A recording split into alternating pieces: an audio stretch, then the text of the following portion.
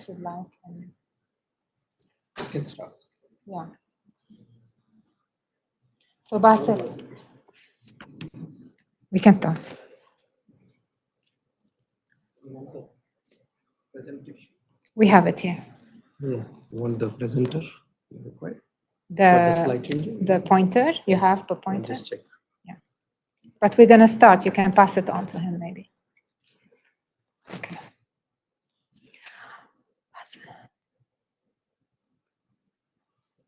All right. Good evening, everyone. Sorry for the delay and for those who are waiting impatiently with us on YouTube and Zoom channels. Thank you for being patient. We had a little bit of technical difficulties, but hopefully things will be smooth as we go. You're probably seeing a camera with an empty room back on your screens, but we're actually here with a room full of people, which is fantastic. So thank you all for joining. Today is a hybrid event. And thanks for Harriet Watt for hosting us, and as well all our online audience. Thank you for joining. The title of our CPD number 5 this year is going to be tonight, Solid State Dampers for Enhanced Wind, Seismic and Vibration Performance of Structures, and will be presented by Dr. Konstantin Christopoulos, who is joining us from Canada, University of Toronto tonight. I'm Iman Abisab. I'm the chair of the ISTRAC-T UAE Regional Group. Our topic tonight will focus on high-performance solid damping system, which can be used to improve the wind, seismic, and overall response vibration of buildings and civil structure.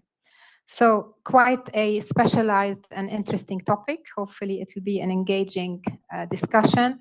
Our CPD or presentation will go for around about 45 minutes or so, a bit less, a bit more, but then please, I would ask you to leave your questions till the end, and you can post them in the Zoom and YouTube windows, or we'll take some questions here live from the room. Just before I hand over a quick introduction, Dr. Konstantin Christopoulos is the Chief Technical Advisor of Kinetica.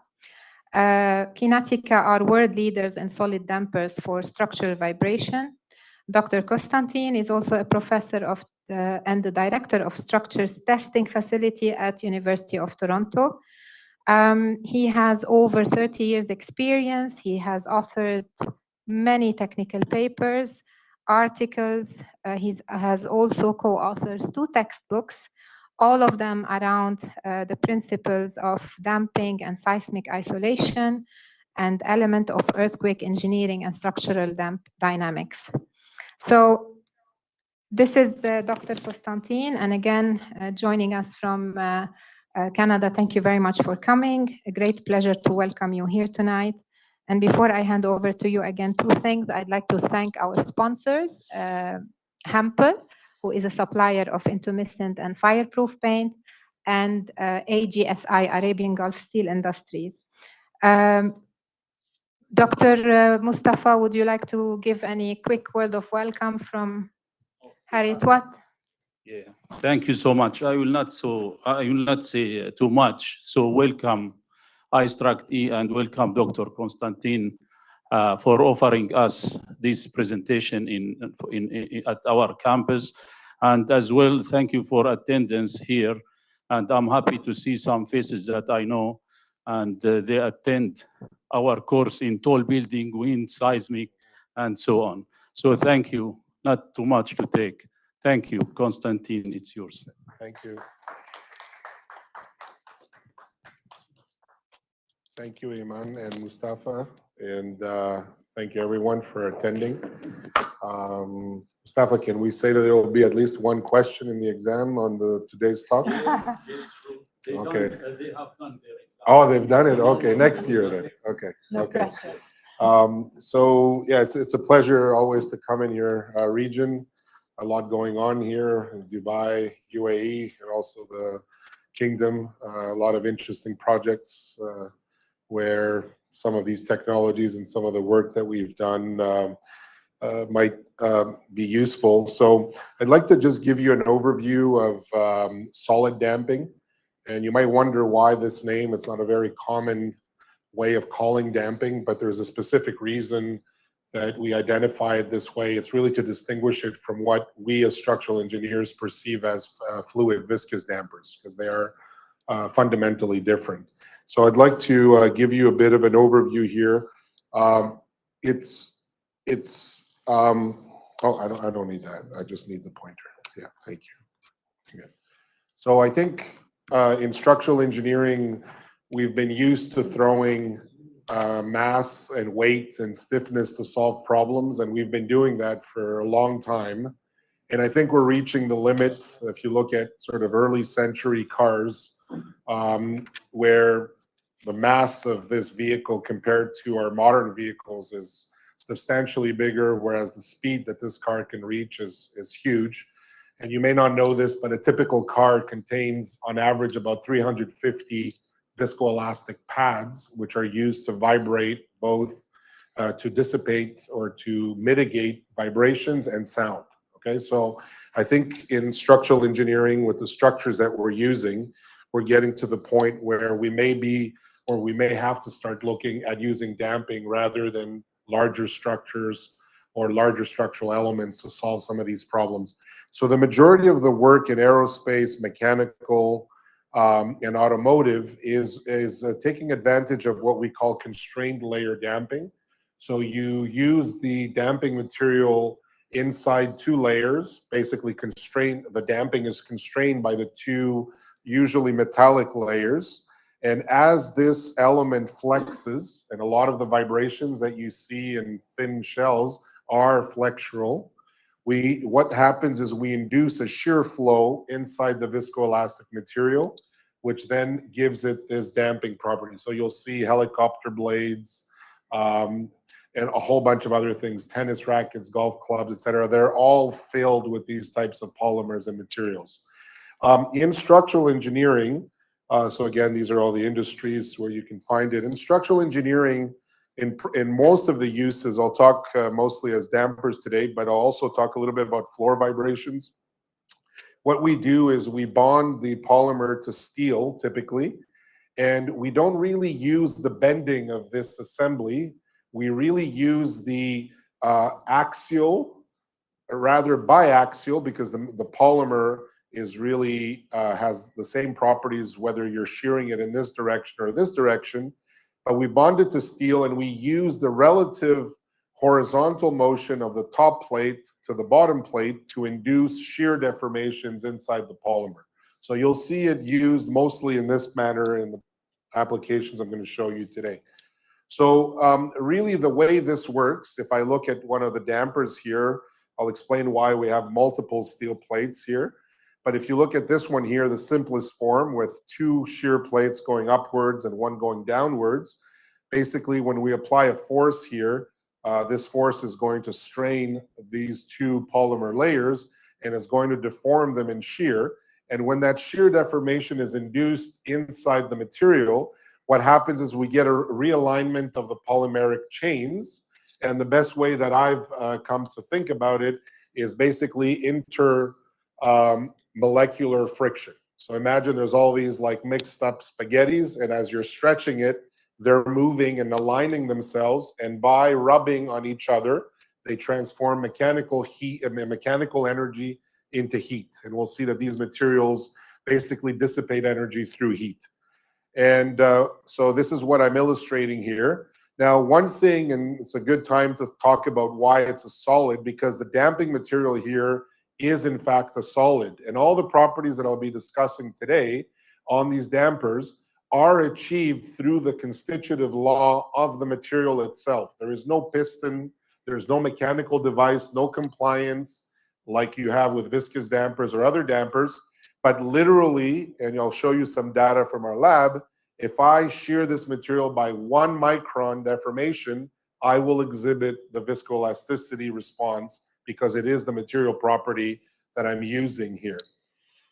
So if I want to just illustrate here, this is just a shear material test. And you can see that basically we're shearing the material, and this is a non-contact thermal camera.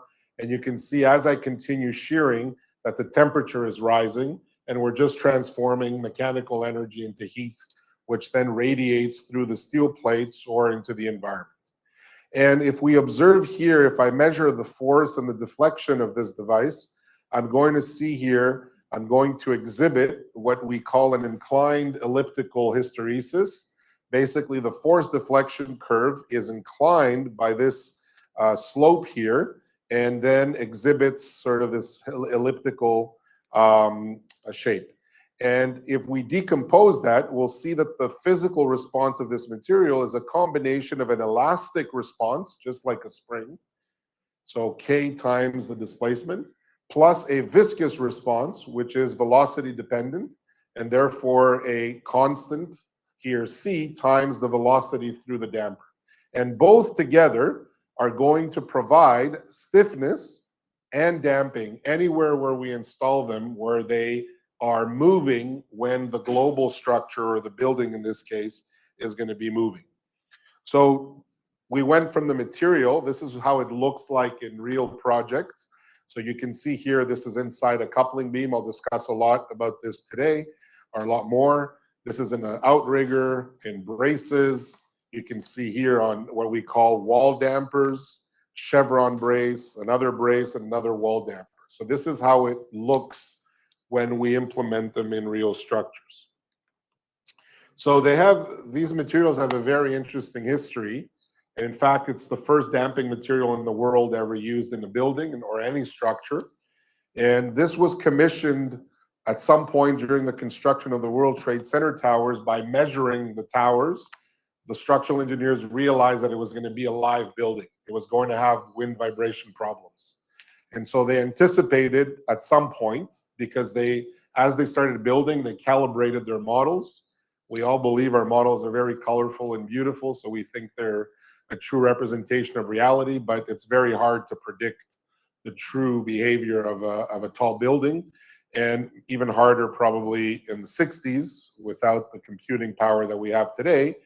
But they did realize just by monitoring that this was going to be a live wind building. And therefore, they approached the 3M Corporation in the US and asked them in a very quick development to come up with a new damping material that could be implemented in the World Trade Center towers. And they did. And for those of you who know, this is Davenport, father of wind engineering. And this is Robertson, the designer of the World Trade Center, a very famous US designer. Anyway, young men or younger men here. They implemented about 10,000 V of dampers in each of these buildings, and then they measured and were able to measure the added damping that they wanted. So this was the first successful implementation. And again, I won't get into details here, but the way they implemented them, they basically used the bottom chord of these trusses that were spanning from the middle of the building to the outer frames. And every time the building moves laterally, this chord gets deformed, and they put these little devices here at every chord, and therefore got the damping out of that. And then from there, 3M tried to market this in North America and launched it. And the tallest buildings in Seattle, even today, are the Columbia Seafirst and 2 Union Square. Were implementations of, let's say, the first generation of commercially available materials. And then there's a whole bunch of other projects in the 80s and early 90s in the US and whatnot. And then in the 3/4 of 3M in Mexico. And then later on, what happened in the 90s, 3M decided to move all structural applications of their materials to Japan. And 3M Japan took over in the early 2000s and started implementing these very widely in Asia. And right now in the world, there are 50,000 viscoelastic dampers in service in more than 500 buildings. And a large number of them have undergone hurricane loading and seismic loading. And there's never been either a replacement or an issue with the performance. So this is highlighting the extreme durability or robustness of the material. What happened though is when it moved to Japan, the US market died off. And this is when fluid dampers that I think some of you are familiar with Taylor devices and other devices really started picking up that slack left by the departure of 3M from US. We started getting involved in the early 2000s and collaborated with 3M Japan and Nippon Steel to try and develop a way to use the damper internationally, but in concrete buildings. Up to then, it was used a lot in steel frames and in short, lower-rise buildings. And so since the 2000s, it has now been relaunched in very tall concrete buildings, and I'll show you how we do it in a second. And now, recently during COVID, manufacturing of these materials has returned to the US after 20 years or 25 years. And now the main manufacturing plant for these viscoelastic dampers for coupling beams is done in the United States. So let's talk a little bit about the types of problems that we're trying to solve with these dampers. Okay, and I think all of you here, or most of you, are structural engineers, so you've all looked at these problems in your projects. So basically, we have seismic loading with a short duration, large amplitude, multiple modes of vibration, infrequent, and we typically will use the damper for the maximum credible earthquake, a 2,500-year event, the design basis, which is more frequent, and what we now are using a lot in North America, especially on the West Coast in California and all the way up, is what we call the serviceability level earthquake. Now we are required to ensure that the structure remains fully elastic under a frequent earthquake event to increase resilience and reduce damage and losses. So these are some of the seismic challenges. So this is not easy to do, especially as the building is getting taller and the demands also with a lot in some regions have increased in the last decade or so. And then wind challenges. Typically the wind loading is about 3-hour duration. So whatever system you implement has to be able to perform at a very high level for not 30 seconds like an earthquake, but up to 3 hours for a major storm. There's large amplitudes, but they're all in the fundamental modes. So you'll get X, Y, and torsional vibrations, but you won't get the higher modes that we see in seismic design of tall buildings. There's a combination of a quasi-static and dynamic. They're relatively infrequent for the very big ones. And typically we want to, or ideally, we'd want to use the dampers for serviceability, 1 in 1 year, 1 in 10-year loads for vibration perception. And then also, I'll talk about that today, very recently in the US, there's a new guideline where we're using damping, or at least reliable damping, for reducing design loads as well. And in that case, you could actually try to reduce this very large hurricane or typhoon loads.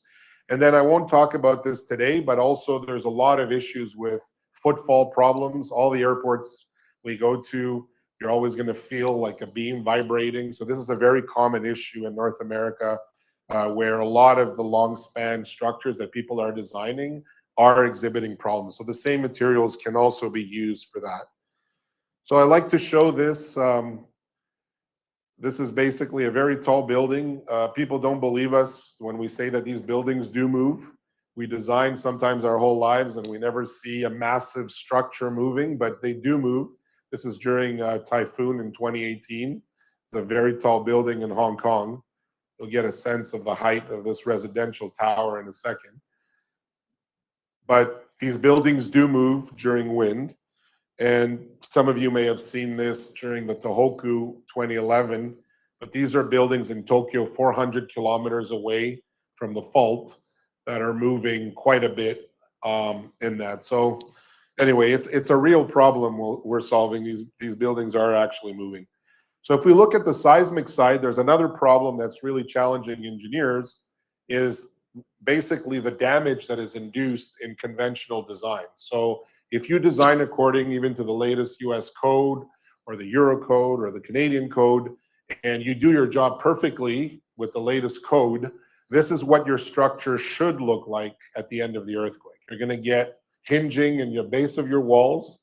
All of your cover concrete is expected to be spalled in the plastic hinge regions. There's going to be yielding of rebar. And more importantly is the coupling beam damage, where you're going to have basically on every floor on your coupling beams, serious cracking and yielding of these elements. And so we saw this in the Chilean earthquake and in New Zealand in the Christchurch series of earthquakes, where this building looks perfectly fine. This is after the earthquake. This was demolished because there was basically no consensus on whether this building required repair, was safe to reoccupy. And therefore, this element of damage is really challenging the post-earthquake response, and people are starting to do research and also implement new systems that eliminate damage. Again, without getting into this, you may know this already, but 80% of the 50 tallest buildings in Christchurch were all demolished after the earthquake.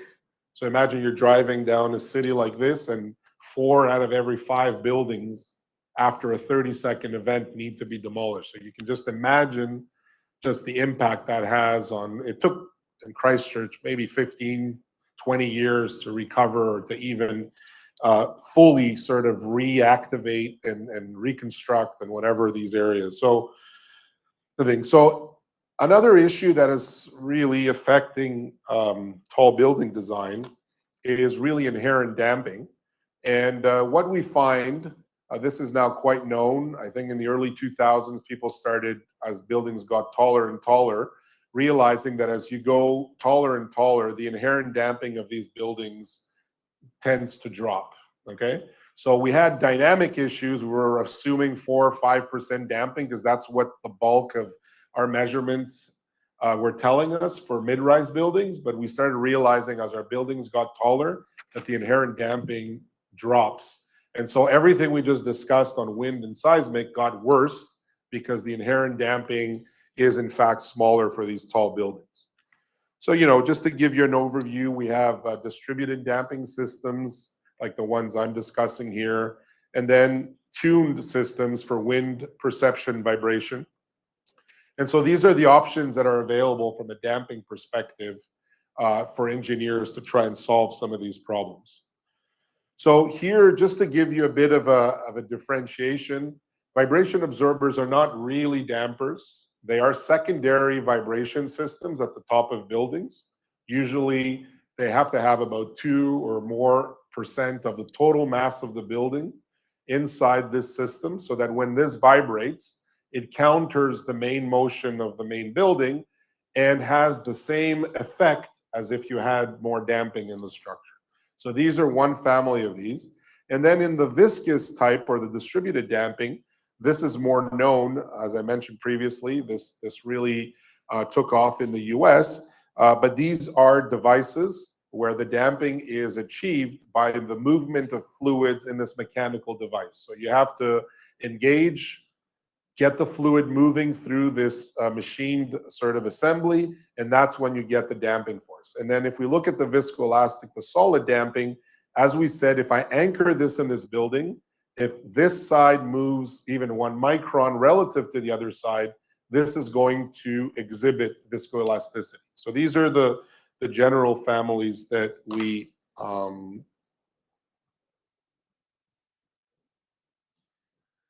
Okay, so what are the key developments that we've done in our collaboration with Nippon Steel and 3M Japan? The first thing that we did is in order to put it in concrete buildings, we worked with them to develop a method that actually had the ability to stack up multiple layers. Okay, so if you see this material, remember when I was sharing it in the video, it looks, I mean, you wouldn't think this material can carry a lot of load. It looks like rubber or something, right? But when you start stacking it, and these plates, I'll show you some real pictures, could be 300 by 500 millimeters, and I start stacking these and they're all working in parallel, you'll see that we were able to achieve designs that get up to 10,000 kilonewtons of force in one assembly. So now we're starting to produce forces that are going to start having an effect on tall buildings. And this was really important to be able to scale up and to be able to do that. And then the other side was on the polymer engineering side. The original material is a linear and still the most commonly used, but these materials have really evolved to the point where we can even exhibit elastoplastic response in polymers without inducing any damage in the polymer. So there's a huge development on the material side. And these are some of the tests that we did in our lab. So you could see elastoplastic, plastic velocity limiting, elastic velocity limiting, and the linear, which is the most commonly used. So how do we use it in tall buildings? This is the configuration that we started looking at in the early 2000s. And the idea was, instead of using it in braces like they do in most frame buildings, since the damper exhibits a stiffness, a displacement-dependent force, why don't we remove some of these structural elements which have a role of coupling the wall, so they provide stiffness, but since our damper is providing stiffness, we could remove these elements, maintain a level of coupling between these walls, but in addition to that, every time these walls get cycled back and forth, I'm going to be dissipating energy. And if I distribute this along the height of the building, I'm going to be able to dissipate energy not only in the first mode, but in every mode of vibration. It's not dependent on one mode of vibration.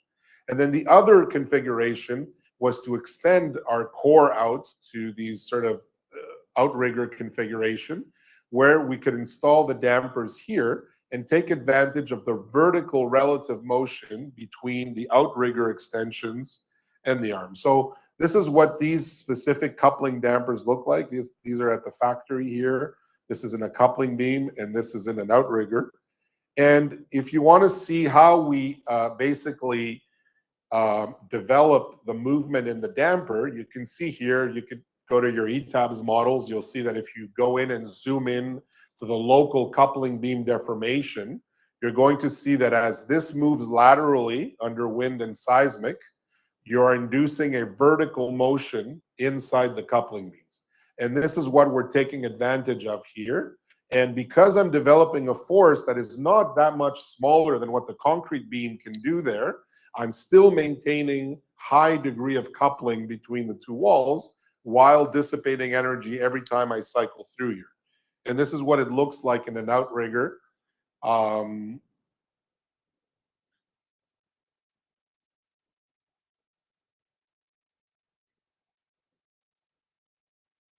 you can see here, again, if you go into your models and look at the deformation, you have an excellent coupling spot to put the dampers in. So the design strategy over the years that developed is we have this device, we put it between two concrete walls, and we basically try to use this as a dual wind and earthquake damping system. Because it works very well at very small deformations, I can rely on it for the 1 in 1 year wind, which can be maybe a fraction of a millimeter. I can also rely on this for a major earthquake, a 2,500 year event, which could require it to do 30 or 40 millimeters in that event. And the way that we design this is that under all wind loads, all the deformations are carried inside the viscoelastic material. This material can carry millions of cycles without deterioration. I can do frequent earthquakes in the viscoelastic range. And in order to allow engineers to have a cap off, a limit on the seismic forces under maximum credible earthquake, we design our connecting elements to be fuses so that the response is actually limited. And this is more critical for outrigger columns, where designers are really, quite nervous about not losing that outrigger effect. So you never want to overload your outrigger columns, because as soon as you do that in an earthquake, that huge percentage of your lateral resistance is gone.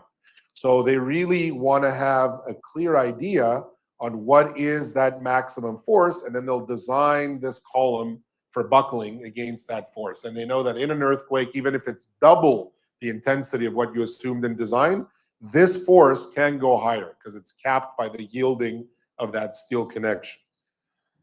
So as I mentioned previously, for all wind and frequent earthquakes, the damping reduces acceleration, drifts, velocities, and forces. The behavior is viscoelastic, no damage.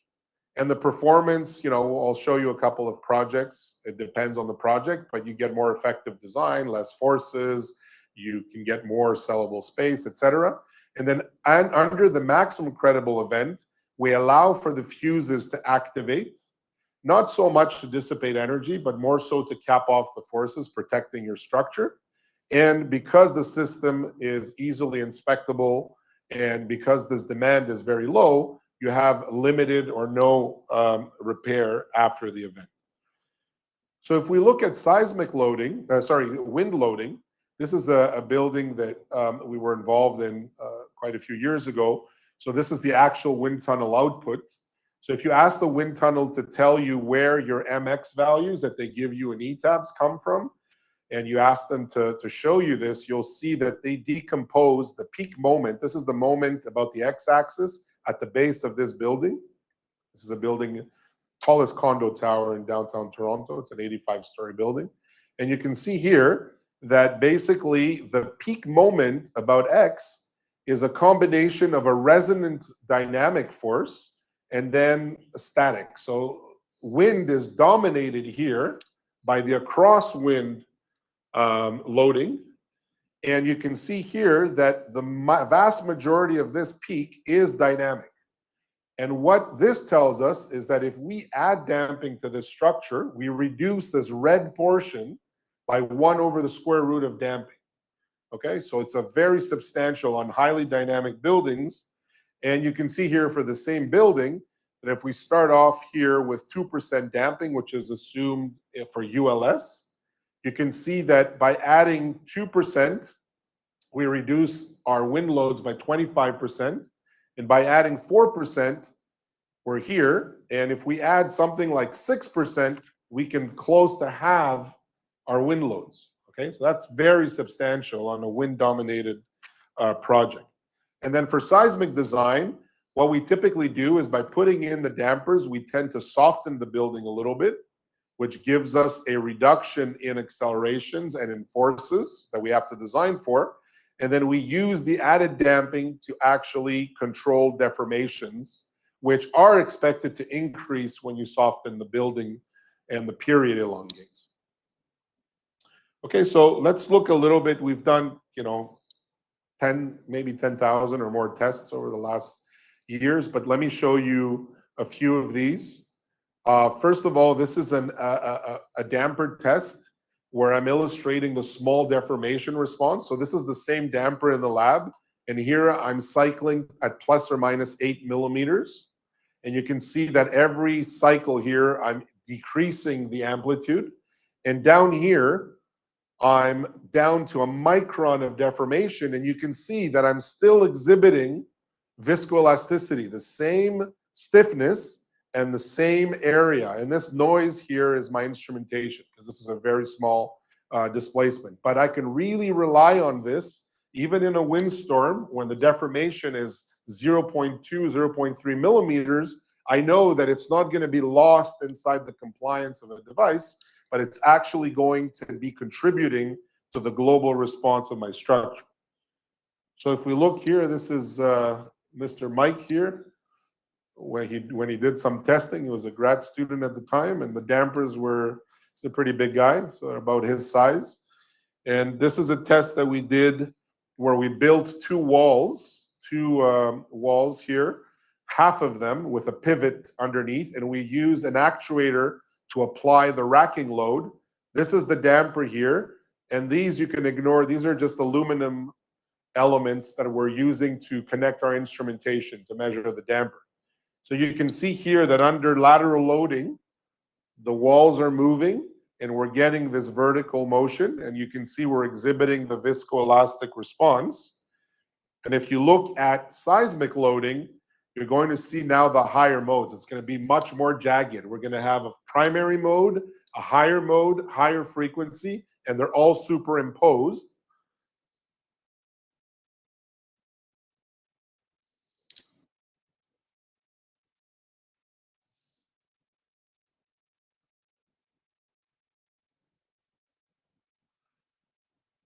Okay, so we also completed another testing program recently, which was basically guided by this project, which would be the tallest building in the world in a high seismic area. designed by Thornton Tomasetti out of New York. And basically, when they ran the seismicity on a conventional design, the demands on this tower were so extreme that they had a 9-meter mat at the base of this building. And they also had steel plates that had to be embedded from the bottom to the top inside every shear wall to carry shear. So the cost was just spiraling out of control. And they basically asked us to work with them to develop a damping scheme that could actually reduce these shear demands along the height of the building. And part of this development, we wanted to design these, and since they were the largest we had ever really worked with, and then test them in full scale. So before I go to the testing, this is the undamped building here in the model, and this is the damped building. And what you can see is during the earthquake, they're not really, the damping is not reducing the global deformation. They're kind of similar at the peak. But what it is reducing is this sort of wiggly or spaghetti type motion. And for those of you who've worked with tall and very tall buildings, you know that this means higher modes. And this means that you're going to have spikes of shear demands. Every time you get one of those wiggles, that means there's a shear force concentration at that location. And what the distributed damping did is it was able to reduce this higher mode demand and really allow them to go to a much better thing. So this is the setup here. What we did is we took the damper here in full scale. We flipped it 90 degrees in the labs. We fixed the bottom here.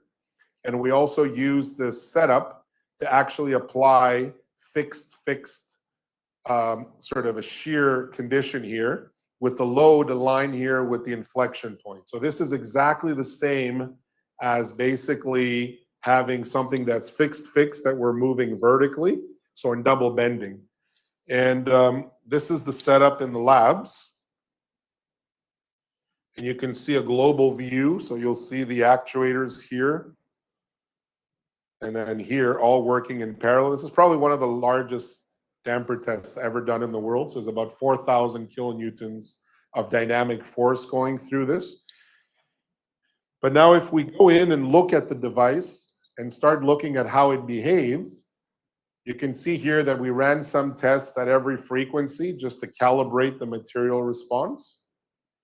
So you can see here, it's just shearing the viscoelastic material. And you can see from up here, the deformation of one side of the steel plates relative to the other. And it just exhibits this very nice, stable, repeatable hysteretic response. And during wind loading, these were loads that we got from the wind tunnel. We applied realistic loading. And you can see here that under windstorms, we have a single mode of vibration. So you don't get that jagged response we see with higher modes. But of course, under the wind loading, the building is moving different amplitudes. So you can see, again, very stable response. We were able to run 2-hour, 6-hour, 12-hour storms and study the behavior of the damper, how it dissipates energy, and whether it remains stable through this entire event. Okay, so under earthquake loading, this is an 85-story building simulated under a very rare subduction event. So you can see that during this earthquake, it was a very strange behavior. This is a recording in Tokyo.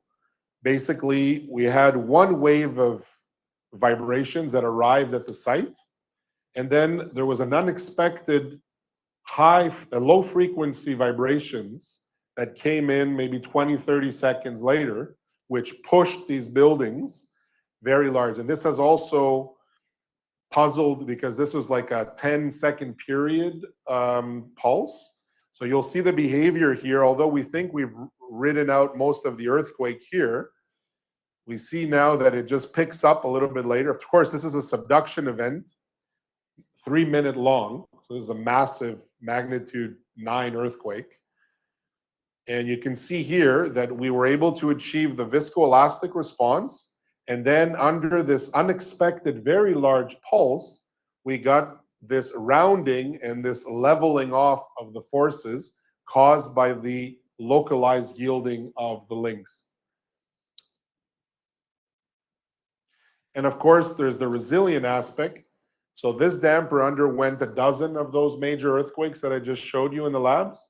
If you had tested a single coupling beam, according to the latest US codes, you would be left with a coupling beam looking something like this. Okay, so again, people don't realize, because when we show pictures, it's like one beam and you're like, okay, you just repair. But imagine this is happening on every floor of a very tall building. Imagine the logistics of inspecting every floor and having a structural engineer making a decision on whether this is repairable or not. Remember, none of these buildings are instrumented.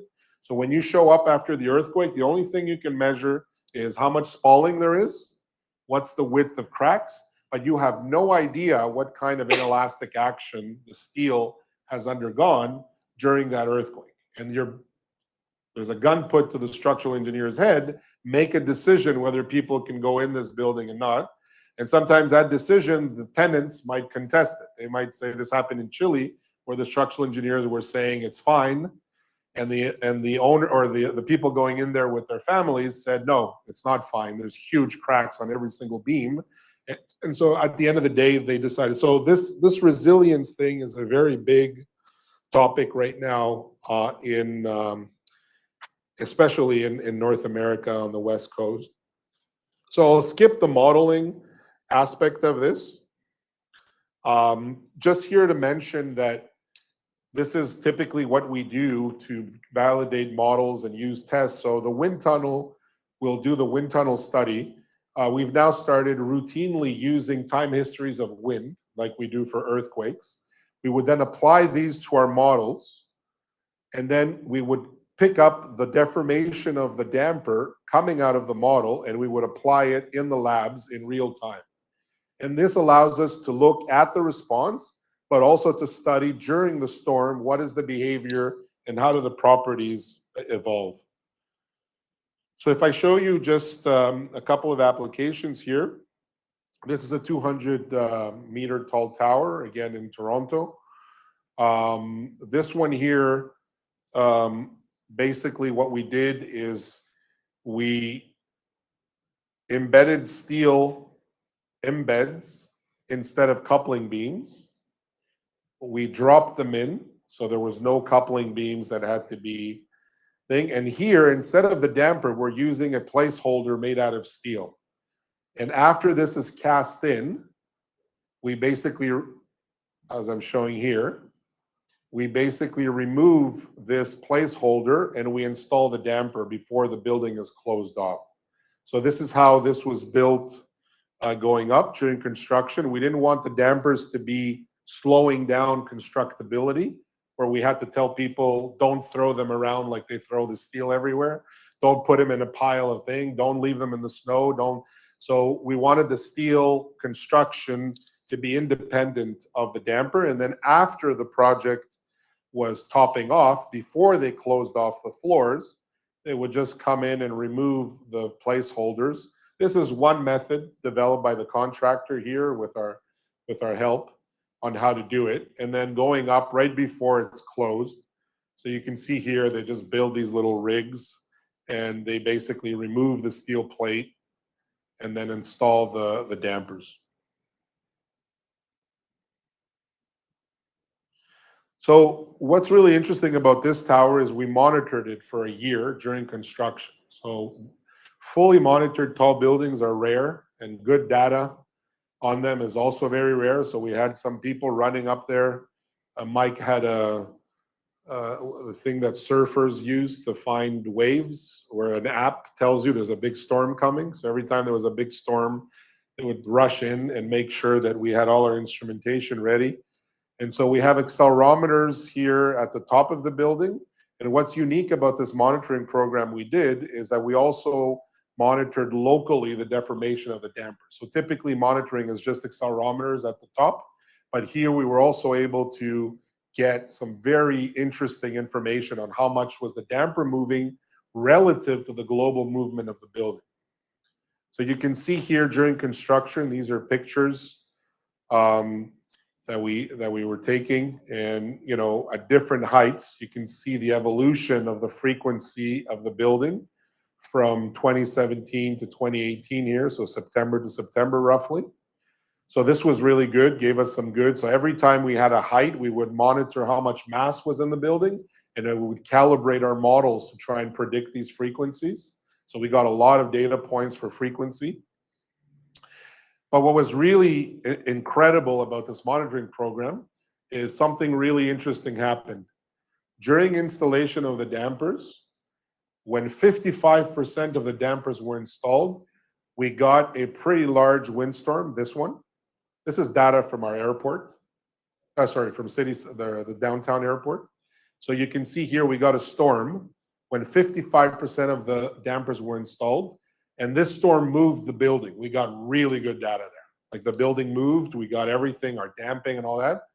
And then about a month later, after 100% of the dampers were installed, we got basically a 1 in 4 year storm, which is even bigger than this one. And this one moved even a little bit more. So we got like extremely lucky that these two events just like, you know, happened a little bit before and a little bit after. Of course, we couldn't control this. If these storms had happened here, we would have been out of the building because it was occupied. So you can see here, that was one of the events. I mean, no matter how much you plan for these things happen in big windstorms. But, you know, these are just like from that day. But what I want to show you, this is actually a person posting now with Twitter and all that. This is a person during that storm. This is what their chandelier is doing. So it is quite a nuisance for people, especially people who pay to be on the top floors, you know. So basically, it was a very big event. And this is kind of like the history of the damper deformation that we got. And you can see here that in order to be efficient in these storms, our damper had to work at a range of plus or minus 0.4 millimeters. Otherwise, we wouldn't have gotten the damping that we needed. And you can also see the top story displacement. And by correlating these two, we get a very good information on what's happening in our damping system and whatnot. So not getting in too much into the monitoring side of things, but you can see here some of the data.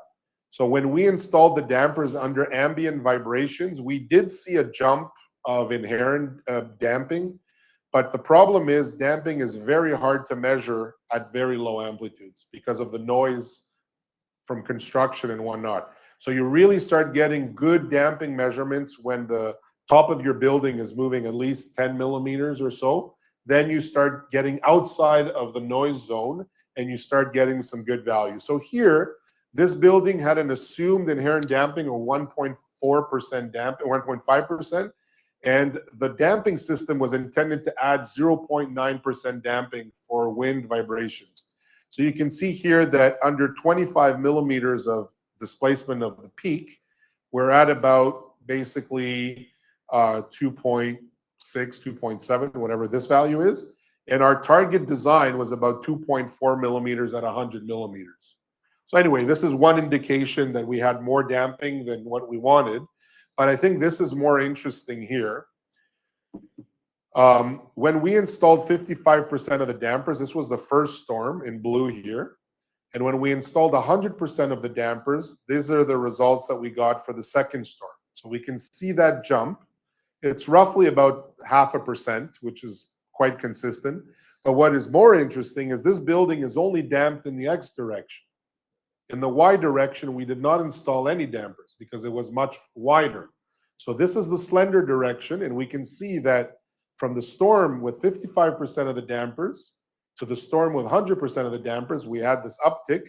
And look at the comparison between the Y direction. There's literally no difference in the damping, and it's actually leveled at about 1.5%.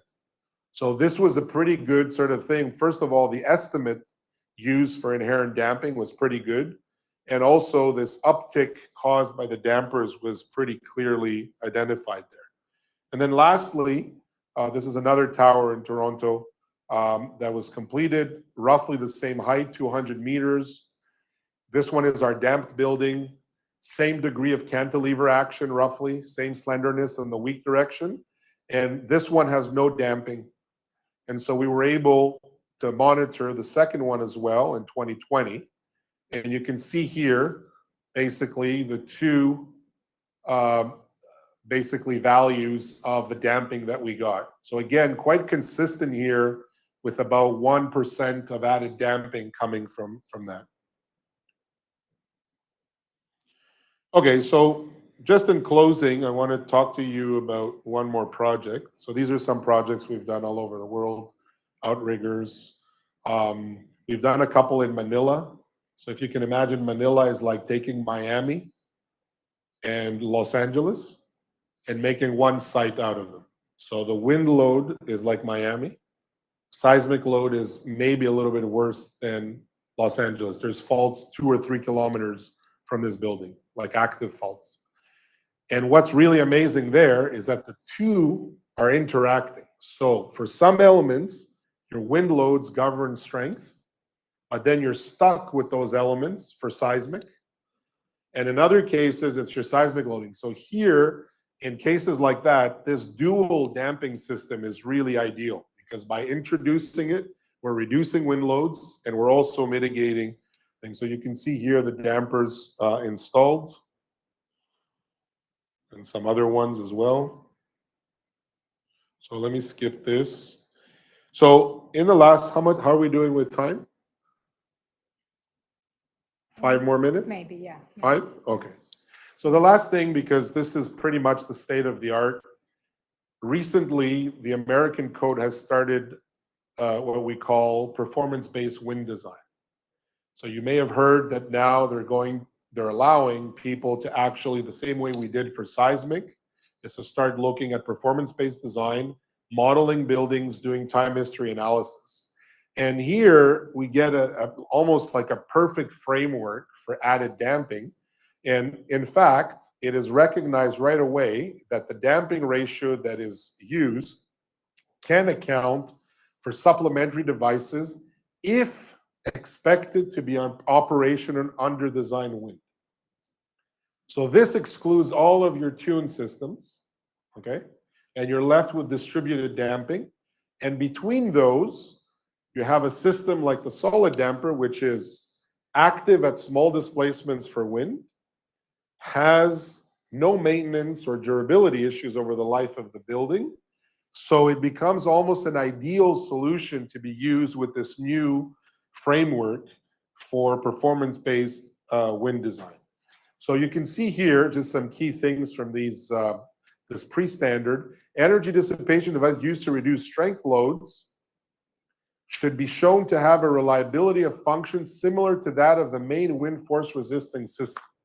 Okay, this is where all the important part lies. Okay, so how is you as a structural engineer going to step out and say, I'm taking responsibility that this damping system that I'm putting in the building that's reducing my wind loads, and we're not talking here about vibrations, we're talking about strength by 20, 25, 30%. How do I know that's going to be reliable? Okay, so this is where the responsibility and all that, and this is where the focus is with some of the elements that I've highlighted. So just to close off, this is a project that we've been working on with WSP New York. This is basically in Miami. And basically, it's going to be performance-based design with dampers. And you can see here the damping scheme that we developed. It's kind of a buttress, sort of an outrigger here, and then a buttress system here, and some base dampers as well. And just to give you an idea of the type of loading, this is from the wind tunnel, CPP. And basically, this is what we're designing for, is basically a hurricane hitting Miami. And we have 3 paths. Path 1 is right along the eye of the hurricane. So basically, what's going to happen is this part is going to hit the structure first. Then we're going to have a calm zone. The eye of the hurricane is low wind speeds. And then we're going to get another high. So this is 2 events. One, when this hits the structure, it'll slow down here, and one when this part. Then we have path 2 and path 3, which is a much longer storm. So you can see here, these are the profiles, and you can get an idea of miles per hour that these buildings are being designed for. So very challenging to do strength design for these. So it's great working with, you know, top consultants. You can get excellent information from the wind tunnel. All the time histories for each of these scenarios were shared. We then ran these inside the models with the engineers at WSP. We extracted the damper time histories and then shipped those to the lab. And then the full-scale damper was used to actually apply all three of these storm profiles. So basically confirming that question, is this damper going to be there when you need it during a major wind event? Okay. And then, of course, I'm not talking here about durability, longevity, and all that, which are extremely important. I would say more important than putting a C value and a K value in a model. That's the easy part. The hard part is, what's the data and how convinced are you that this device is going to be working when it's needed? So you can see here, storm 1, this is the stresses, and this is the force and kips that we're getting inside the damper. And you can see here, you know, just under 1,000 kips per location. And just closing off, in terms of modeling, you guys are structural engineers, how do you actually solve a problem where you're going to start off at a given temperature, and then during this massive event, you expect the temperature to go up by 10, 15 degrees. It has to dissipate energy. And so it's going to soften a little bit during the event. And so what we do, and we validated this a lot by doing a lot of case studies, is that we use what we call an upper bound and a lower bound, which is common practice for the design of damping systems. And the engineers will run 2 analyses so that they don't have to do all of the time history for all their design. They'll run one with the upper bound. That's when the damper is cold, and you might get some demands where the damper has not softened. This is the stiffest condition of the damper, so it could cause highest loads. And then we use a lower bound. So you can see the black line here is the full test from the experiment. And you can see that eventually it tends to converge towards that lower bound. So you'll run a second analysis with this lower bound. And this second analysis is going to be to check what? Check drifts, because it's softer. And it's also going to have 2 different damping levels that you can also check in this bounded analysis. So practically speaking, we do, from the Kinetica side, we'll do a lot of time history analyses. We test the dampers. We look at the production side, the fatigue, and all of that stuff. So we're very interested in the time history. But from a structural engineer's perspective, the design of this ends up being a lower and upper bound analysis, which seems to be basically enveloping your forces and deformations very well. And therefore, you don't have to carry these very computationally demanding analyses of wind time histories just to progress your design. You can do these really at the end, just as a check. Okay, so anyway, I'm just showing here that was for 1, 2, and 3. So I'll stop here. Thank you very much, and I'm happy to answer any questions that you may have. Hello. Thank you so much, Dr. Constantine. I think we all agree, fantastic presentation, excellent examples, case study, simulations, illustration that made everything look much more clear. So thank you.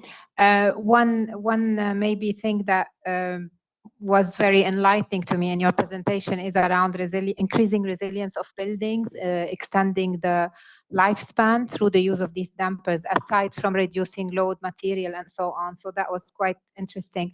I was wondering whether you could, you have experience or a trial digital monitoring system to review the performance of those dampers instead of having Michael chasing the hurricanes. Sorry, if we have digital monitoring, like continuous sensors, maybe to. You know, in North America, the relationship between developer and owners is very rarely a good one after the building is transferred.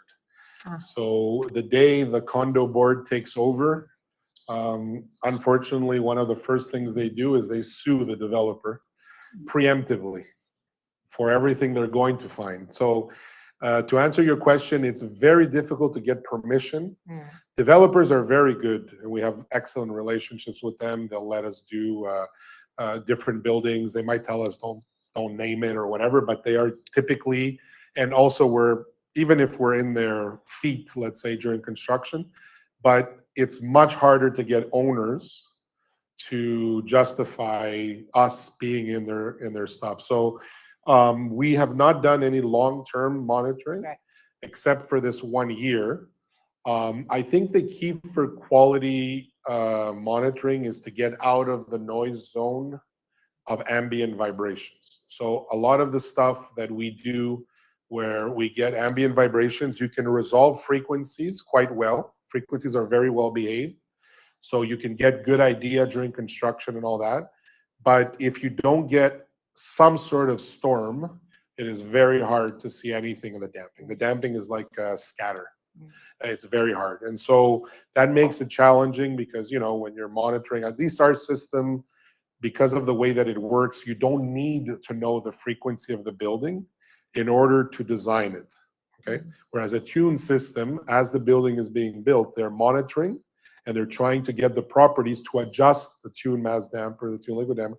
In our case, we've done studies where the period can be 50% greater or 50% smaller. The damping will fluctuate a little bit, but because it's distributed and it's real distributed damping, you can get that. So for us, monitoring is not as critical. It's more so just to get good data, first of all, for our models, and also for just, showing people that. So we don't have, one thing we're trying to do now is we've done a large number of projects in Manila, which sees frequent earthquakes and also has an average 1 hurricane a year. And they've used the latest performance-based seismic design, and a lot of US offices were peer reviewers on pretty much all the tallest buildings in Manila.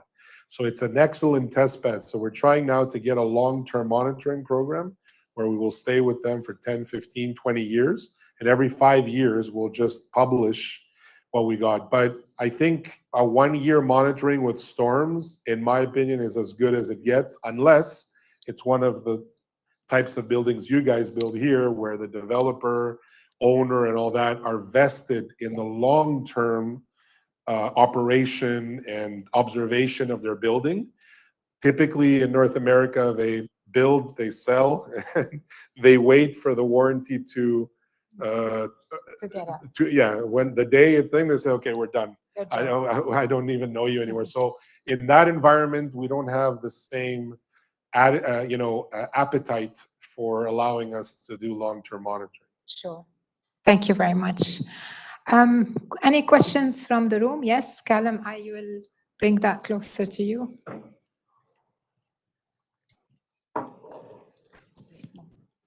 It's very small. Thank you.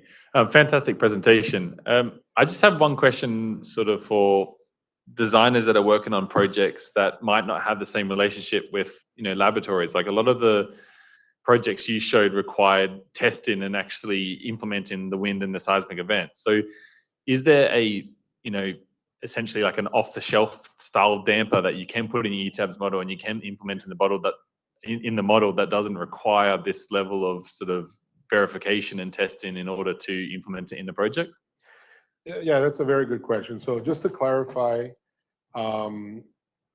you don't need to do the test like maybe the one like the tower in Indonesia or whatever, because it's like the largest size and we're going twice as large as we've ever done. So it's a risk mitigation from the side of the owner to say, listen, if I'm going to put all my eggs in this basket and I'm veering away a major sort of impact on things that could blow up in my face if in 1 year I realize this thing doesn't work, the cost of something like that would be justifiable. It's a risk mitigation. In typical projects, what you need is for somebody like Kinetica to provide the test data, which has already been done. So the reason I have a lot of test data and all that is because we have been collaborating with massive multi-billion-dollar corporations in 3M and Nippon Steel Engineering whose, let's say one of their major concerns is risk mitigation. So they were really, sometimes some of the tests that I'm showing you here were not required by the project. They were basically just them saying, yeah, we can build this and we can deliver this. So the thing that didn't come out in my presentation, because I had to choose what to present, is that the scalability of this technology is very seamless. So if I took that little piece that I showed you, which we do typically when the polymer is batched in the factory, we'll have like cut every batch will cut different locations and test that it's all within spec, and then they'll build it up. They'll do a second material test. All that, there's like levels and levels of that. That from that little piece, which is, let's say 3 centimeters by 2 centimeters, all the way up to some of the big monsters we showed here that had like, half a meter by like a meter, you literally scale it up by the area. And we get like within 1-2%. If it's bonded and all that, it's just scalable. So the only thing that we typically test for is, one, if the size of the plates that are holding these dampers exceed our test range. As again, for megatons, that could happen. For all the others, we've tested everything. So in your case, if the authority here would say, hey, you want to use this, where's the test data? Like, what's your basis for this? Or they call you in and all that. We have all of that data, which would be now provided to you. You would say, okay, they want to see a windstorm data, something that's roughly the same size and whatever as what we did. And they also want to see a seismic event and all that. So at this point, after 20 years of testing, the database of test data is huge. So I wouldn't anticipate, again, unless it was like an iconic project where the owner was doing it for risk mitigation, because they don't know us, they don't know anything. It's a new sort of thing. They'll ask for it. Like a good owner will ask for it. So to answer your question, long answer, but I don't think you basically need any of this testing, because the material is the same one and the sizes are the same ones. And the only thing that typically people will do is a factory visit. And I didn't mention it here, but maybe Mike can talk more about this, but the new US-based manufacturing, which was moved there by Kinetica in 2019 and during COVID, or right around COVID, has an automated testing machine at the end of the production line. So as the dampers get layered and they get bonded together, the damper flips over 2 by 2, and there's a testing machine. So 100% of the dampers leaving the plant are basically tested, and you as a structural engineer can then go on the cloud and click on any damper and download the test data and a video of that test. So it's changed quite a bit, but again, I think most of the difficulty in implementation is if it is a peer-reviewed project, the questions that we have to help you answer are, number one, do you have full-scale dynamic tests? And the answer is yes, tons. Okay, system works. That's a prototype.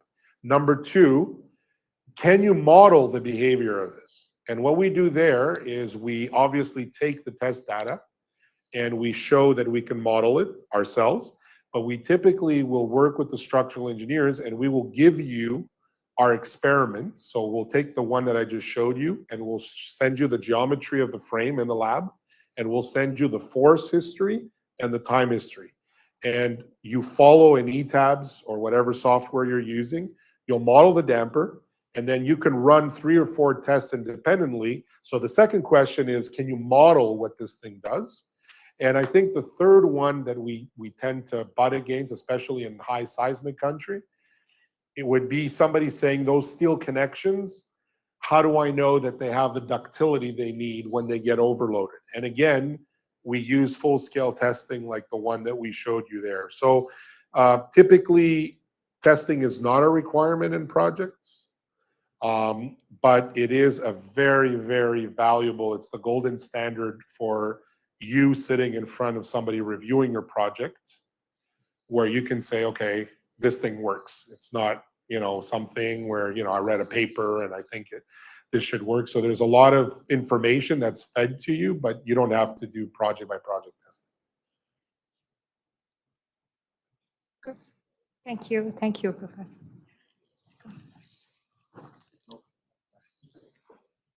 Sorry, I have to go this way.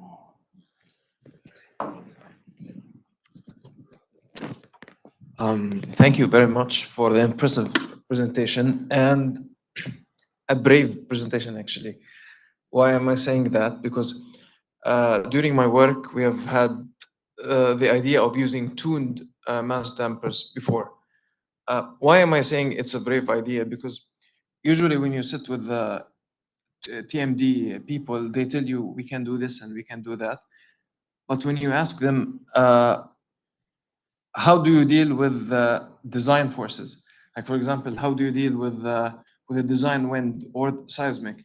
That you do, oh, no, don't go there. We are talking about comfort criteria. Maybe we can discuss drift. In your presentation, and yeah, I think you have a list of projects that you have already done, and you have actually used your dampers in design. So that's, thank you for something like that. I have some questions I want to ask. One of them is a continuation of what my friend asked. In terms of output, your output, my input as a structural designer, the data that you provide me with is you give me the damper data, or you give me the adjusted damping ratio for the building if I implement your damping system. Like, for example, you tell me based on these criteria, if you use, for example, at every mechanical floor or at your coupling beams, if you use my system, I guarantee you that you can increase your damping by 30%. Yeah. So that's the first question. Yeah. My second question is, Okay, let me answer this one first, so I don't forget it, because I'm also jet lagged. So we'll go one by one. So the first question is a very good question. Ideally, you as a structural engineer would never want to have a third party telling you in a black box type approach, don't worry, just put my dampers there and everything is going to be fine. Okay, like that's, in my opinion, and I think Mike believes the same. Why? Because first of all, you're the EOR. At the end of the day, you are responsible for the global project. I mean, Kinetica will take responsibility for the design of the dampers, for a thing, they'll seal it, they'll certify it, it doesn't matter. But globally, the EOR is the EOR. That's the way it works pretty much in every country in the world. There's one person that has to look at the whole thing holistically and say, this is my design. So to answer your question, typically what we do is, because Kinetica has a lot of experience, there's a whole engineering team that does this every day. You will give the ETABS model, and as a first step, after a few weeks, they will return it back to you and say, listen, if you put it here and here, which we believe is the most efficient locations, we think you can get up to, let's say, X%. And then you as the engineer will say, that's not good enough, or I don't need that much, I only need less. Can you? And there's also a discussion there about pricing and other things, okay? Now, if that has legs and it's interesting for you and your client to pursue it, you say, oh, wow, great, I achieved my goals, I reduced my forces, I reduced this, it's a great option I'm going to present to my client. The next step is for you to gain independence in your ability through commercial software like ETABS to independently verify our statements. How do you do that? We will give you a memo, which is how to model viscoelastic dampers in ETABS. It's a PDF.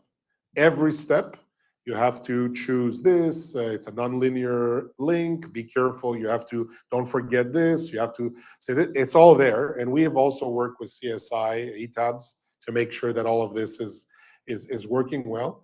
And then we will give you, as I was mentioning to your colleague, the test data that we got from the experiment. So what you do is you go in, you spend one day, you model our experiment, you run the displacement history we give you, and you check in your model what is the force that I got. And then you compare that with the experimental force. And we give you wind, one mode, seismic, multi-mode, one building, two buildings, three buildings. So you have a range of calibrations. And then you grab this link that you validated and you just copy paste it inside your ETABS model. You do a free vibration analysis, and this gives you the amount of damping that you're predicting. So ideally, this is the way that we work in order for the structural engineer to have a independent and good understanding of what is the impact of this outside of what we believe or we say. But at the same time, if you're doing this for the first time, your company cannot invest and tell you, okay, spend the next 2 months reading papers by those guys and try to figure out how to model it and then think, because you haven't budgeted for that. So this is the interaction that in our experience has worked the best. So we give you point you in the right direction, but then you independently verify before you go forward with the final design. Connecticut is the manufacturer of this damper. Sorry? Connecticut is the manufacturer. You are the Yes, manufacturer the US or the based engineering. Connecticut leads, they do both. So Connecticut will do engineering of the device and take responsibility for it, and then they also supply it. And basically, in Asia, it's still a partnership, you know, with other Asian companies, but in North America, it is manufactured in the US by Connecticut. I'm very sorry, but I have 2 more questions. Oh, yeah, go ahead. It's fine. Sorry again. The other question is, have you tried any projects in the UAE? We are involved in a couple of projects that are not built. Only in concept. Yes, yes.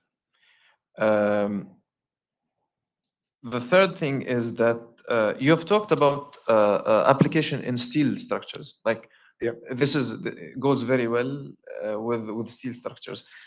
Do you have applications within RC? Like, you have shared one slide that you have put a placeholder for the.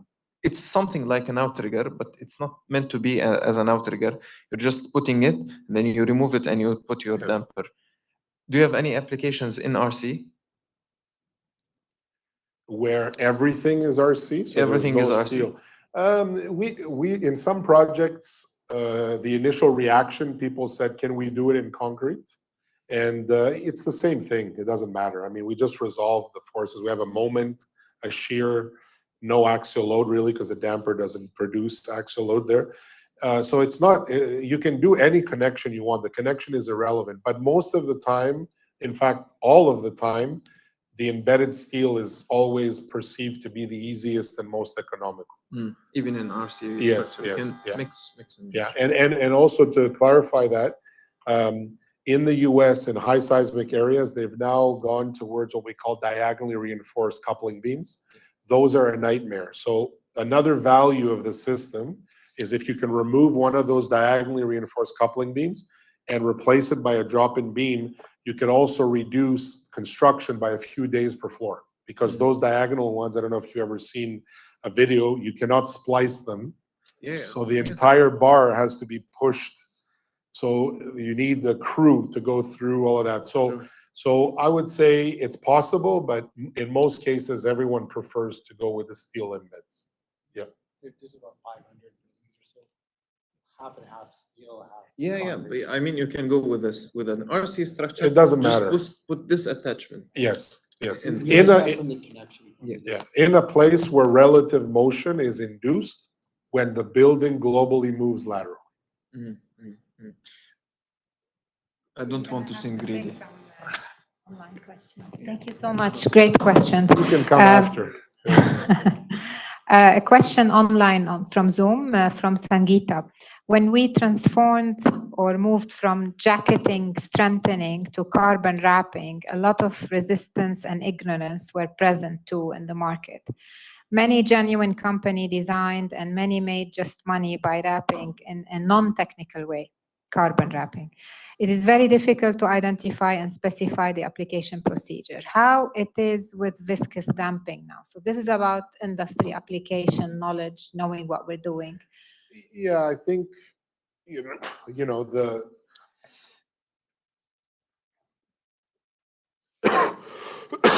Sorry. Yeah, the hurdles of application in each jurisdiction is obviously always a big thing. I would say that with the damping, you know, one advantage we have, just coming back to the previous question, is that just the sheer amount of data that we have makes it very compelling when we have discussions about acceptance and permitting, where this helps quite a bit. I would say the other thing is really that every jurisdiction is quite different, you know, and every time, usually you require a structural engineer who wants to really take the lead. We cannot do that, you know, we can't be the lead here in your own backyard on how to deal with that. All we can do is provide data. And, you know, we say this a lot, you know, there's a lot of technologies out there you could buy. I think one of the differences with Kinetica or our group in general is that we are structural engineers. We are colleagues. So when you guys go in front there and you say, I need this and this and this, we know exactly what you need. And we know that you cannot spend time on something that you didn't budget when you got the project. So we try to provide this support to try and make this a seamless thing. But in terms of authority approval, I think we always face these types of things. One thing I want to mention, though, if you saw in the videos, you see how our system has a backup steel connection. So this was done for some designers who wanted a cap-off force. That's the main function. But it was also a strategic decision that was made and recommended by leading structural engineers. Whereas if you remove our damping system, let's say, you know, somebody has a magic wand and they just go boom, all the dampers are gone. The backbone of the system is still the steel connecting element, which means that from a building authority perspective, if you do a pushover of a building with our technology, it will have a portion which is viscoelastic, but in the ultimate strength, which is typically where building officials are really focused from a safety perspective, it is nothing else than steel on concrete. And this was a very good suggestion that was made, and we ran with it, is that you can typically show that the damper is a performance enhancer and does not in a major way affect the minimum strength or minimum you know, requirements of the structure, which are still achieved with conventional materials of steel and concrete. This has helped immensely in many situations. Some people, they think about it, and, you know, structural engineers were always a little bit suspicious. We see new things. What's this thing? What's this material? I think once you understand that, listen, this improves the performance hugely, we can reduce the loads, but at the end of the day, there's a steel element. I think it helps a lot. So that's all I can say. You know, I can't speculate as to how it would go, you know, specifically, but two things. There's a pretty robust background design, as I mentioned, and two, there's a very good team sitting with you, trying to help you answer hard questions that may come up. Yeah, sure. Thank you. I think you had a question, Dr. Mustafa. Thank you, Constantine, for this fantastic topic and experience. And I believe that at Heriot-Watt University, we are going to start offering some dissertation and PhD student, PhD research on this topic. Yeah, I have two questions actually. So we know that the damping will affect the period of the building. So is there any caution regarding the resonance of the building? This first. Second, because the damping will reduce the force and drift, so this may reduce as well the dimension or the size of element, I believe. So do you have any data about what the benefit regarding the cost and CO2 emissions, since we are saving in material as well. Thank you. Yeah, thank you. So to answer your first question, we usually in seismic loading, the effect of the damping and the period is quite well behaved, and we know independently just by looking at the spectrum how it should behave. So I'm not that concerned about the seismic side. The wind engineering is, at least for structural engineers, it appears a little bit like black magic, you know. So you increase the period a little bit, you do this, and they come back and they're like, oh, sorry, everything went up by 30%. You know, what, 30%? We barely, I mean, this sounds chaotic. You know, you do a delta of 1% in the properties and then they shoot up. So we are always very cautious when we touch the building about the implications. Now, how do we do that in a smart way?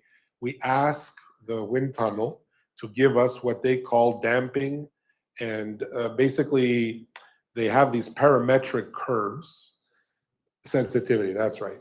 And they used to historically not give these out because nobody was tweaking damping and all that in the past. So they used to do it, they had it, and they would just give you the final result.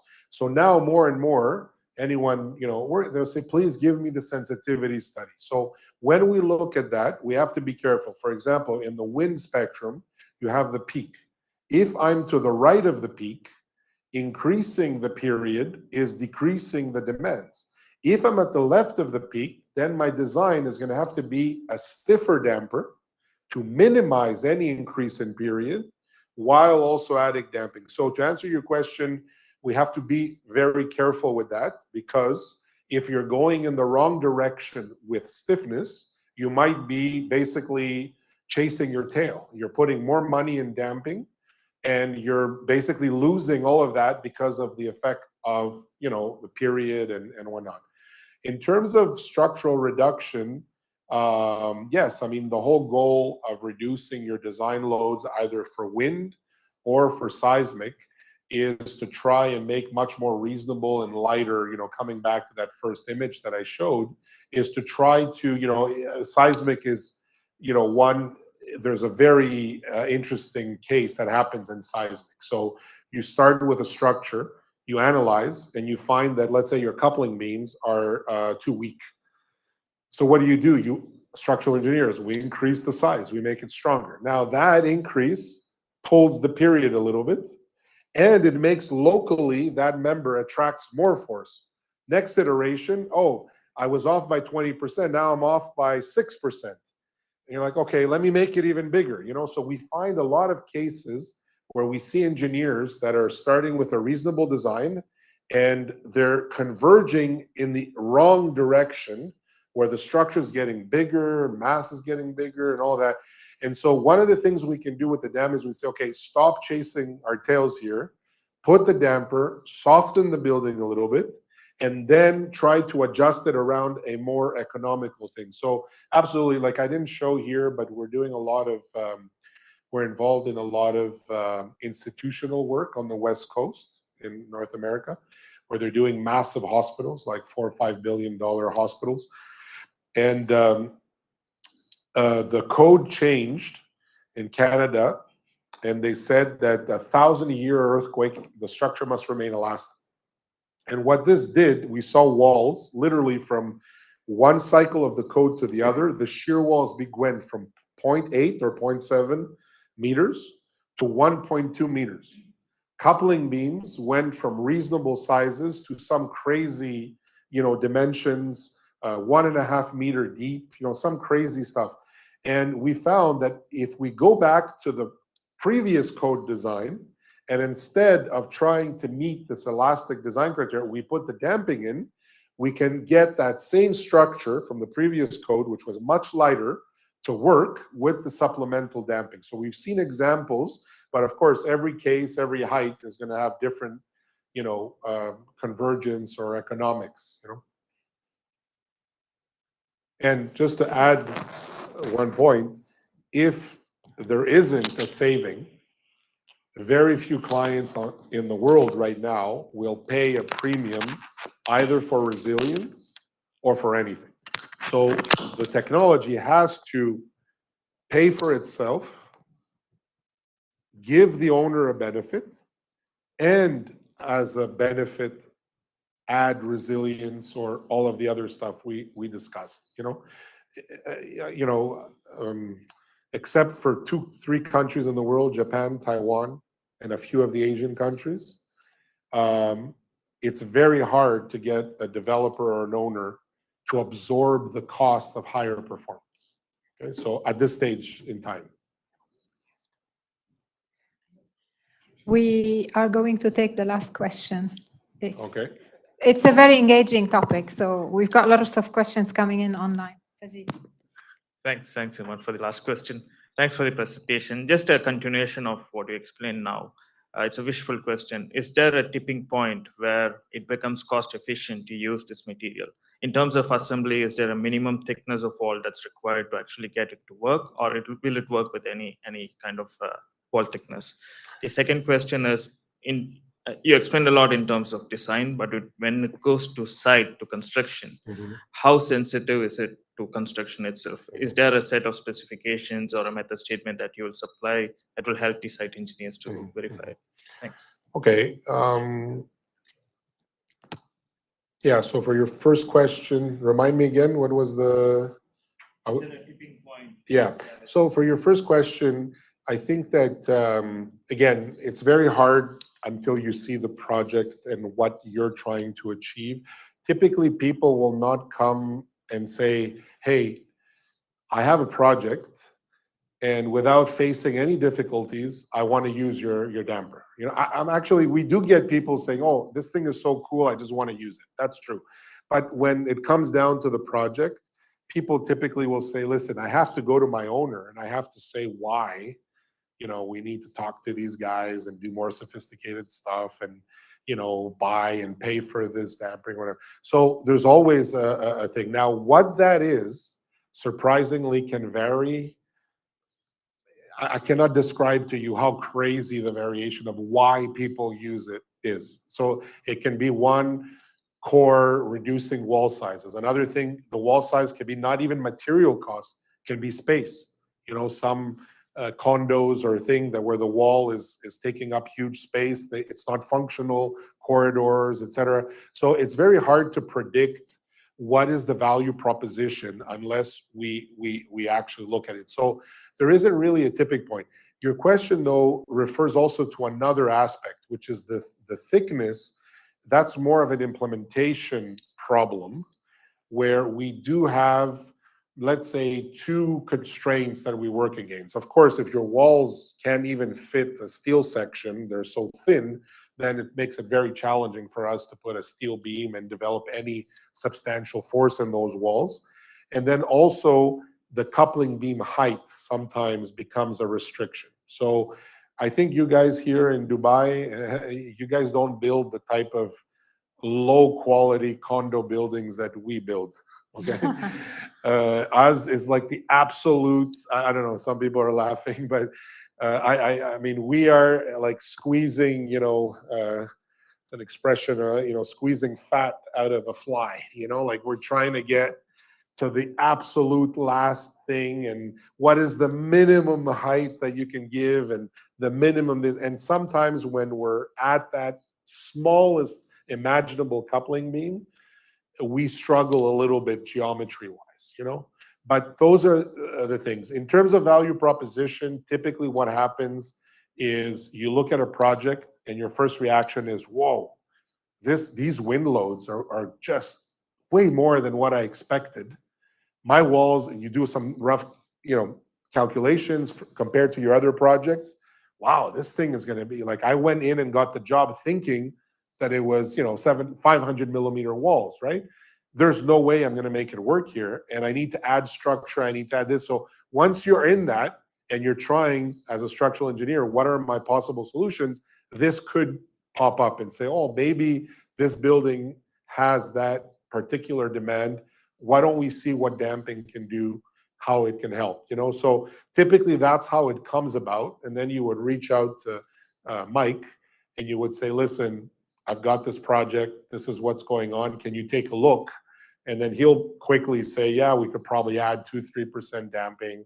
This would help in wind, this will help in this and that, for that. Now, in terms of constructability, your second question, the device itself is quite robust. Okay, so in the test I showed you where Mike was a student, we had 2 walls, okay? And we tried, and we paid a lot of money to try to keep these 2 walls in plane. Because the last thing you wanted, we were using the lab, you could buckle, there's like huge loads, we were just very nervous on pins and all that. We tried the most that we could with huge things, and still, this wall, we instrumented it, moved at least 1 inch out of plane compared to the other wall, which won't happen in a real building because you have the diaphragm effect, which locks everything in. We couldn't even perceive any of that. So the device can be compressed, it can be stretched in the different directions, it can be torqued a little bit. So it is a robust thing. It's not like a piston. If you start, if you put a moment, if you don't put a pin and you crank in a moment, you can, break it or whatever. This thing is bonded like for good. So in general, for example, in most of our projects, we do not build and leave it exposed outside.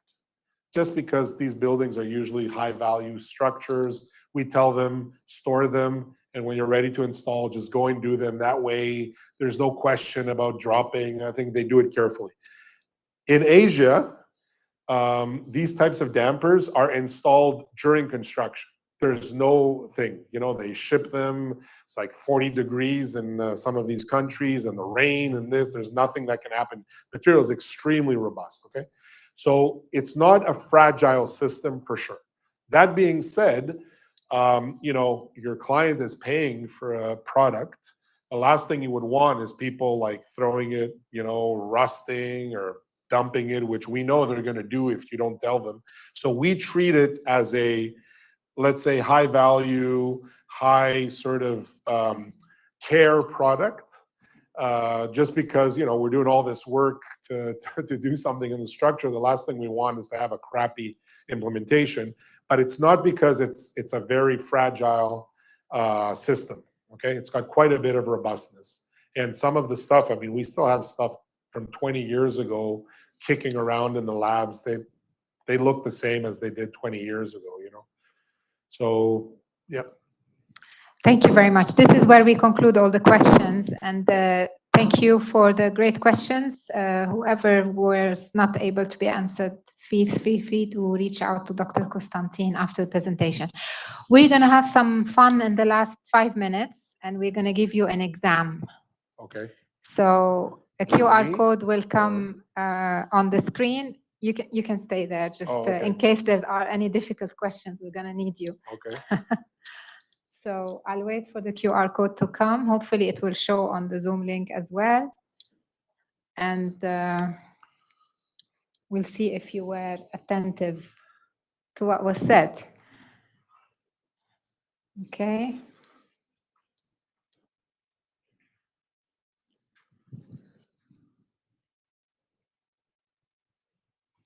So the first question, are we going to see them on the screen or no? Solid state damping devices or system dissipate energy through electric, magnetic, heat, or echo.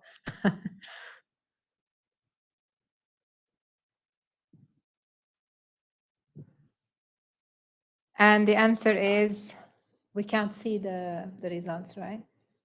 We can't. Heat, correct. Second question, the presentation covered solid damping system at University of Toronto. The outcome of test presented in graph was velocity versus shear force, deformation versus shear force, acceleration versus shear force, or deformation versus energy dissipated. Here we go, we've got the questions on the screen. Anyone would like to answer out loud? Deformation versus force. Well done. Thank you. Correct. The force observed during dynamic event is sum of elastic damping and damping component. Elastic stiffness. Elastic stiffness, sorry, and damping. Damping component is proportion to the formation, velocity, acceleration, or stiffness. Velocity, yep. Correct, velocity. Number of solid-state dampers used in single World Trade Center tower was around 10,000 or 5,000? 10,000, correct? Each. Excellent audience so far. Yeah. Solid-state dampers developed at Kinetica can reach upper limit with 30 layers stacked together is 100 metric ton, 500, 2,000, or 1,000 metric ton? 2,000. I can't remember. 10,000 kilonewtons. 10,000 kilonewtons. So 1,000 metric 1,000 ton. metric ton. Thank you. Serviceability level seismic for building has a return period of 43 years, 475, 2,475, or 10 years serviceability. 43 years. 43 years. The present covered 85 floor tower, a crosswind overturning moment could be reduced to 50%, half of original, by adding 8% damping, 2%, 4%, or 20%. 8%. 8? Yeah. Correct. Company which invented the polymer material used in solid state damping is 3M, 3N, 3Q, or 3C. That's a good one. All right, that one is easy. But extract, does somebody know what 3M stands for? Oh. By the way, they're one of the most innovative companies in the world. They own, this is a true fact, at least a few years ago, they are the owners of the largest number of patents of any company worldwide. Do you know what 3M stands for? To give you a clue, think one of them is Minnesota. Okay, and you have to know this, that mining was a big thing at the time. Okay, so it's the Minnesota Mining and Manufacturing Corporation, 3M. Thank you. Solid state damping has ability to deform and dissipate energy in bidirection, unidirection, three direction, or multi-direction. Bidirection. Mm-hmm. Solid state damping devices used in form of coupling beam, tension bracing, compression bracing, or column. Coupling beams. All of them, all of the All above. of them. Last question. For maximum credible earthquake, solid state damping coupling beam as fuse or collector beam? As a Design. fuse, yeah. As a fuse. Wonderful. Thank you. I also want to add something for the two ladies who are not structural engineers, one is engineer, and who patiently listen to this. You use this material almost every day in your lives. Do you know where?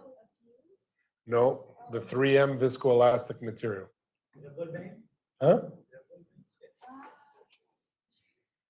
No, the glue holding your Post-its together is from the same family of materials as this. So when you rip out the glue and you push it and you glue it, the little layer that's allowing it to bond is a 3M viscoelastic tacky gluing material. Okay, so next time you can do this also. Take your 3M Post-its, shear them a few times, and feel if the temperature has increased. Okay, Amazing. thank you. Thank you so much, Dr. Konstantin. Great presentation again. We'll take a quick group photo just before everyone leaves, and thank you very much for joining our presentation today. Fantastic. There was more questions, so I couldn't take them all.